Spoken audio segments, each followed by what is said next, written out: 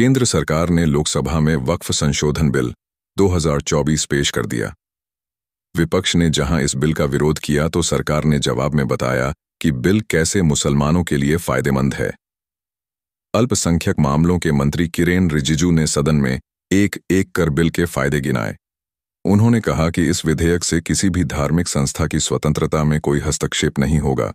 किसी का अधिकार लेने की बात तो छोड़िए, देने के लिए यह विधेयक लाया गया है।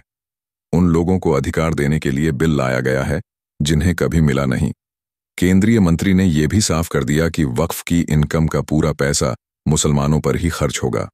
उन्होंने आगे कहा कि यह बिल सच्चर कमेटी, जिसमें सुधार की बात कही गई थी, की रिपोर्ट पर आधारित है जो आपने यानी कांग्रेस ने बनाई थी।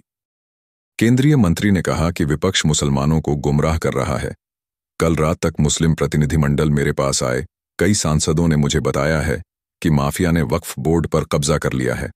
कुछ सांसदों ने कहा है कि वे व्यक्तिगत रूप से विधेयक का समर्थन करते हैं, लेकिन अपने राजनीतिक दलों के कारण ऐसा नहीं कह सकते। हमने इस विधेयक पर बहुस्तरीय देशव्यापी विचार विमर्श किया है। किरेन रिजिजू ने कहा कि वक्फ अधिनियम 1995 अपने उद्देश्य की पूर्ति में सफल नहीं रहा।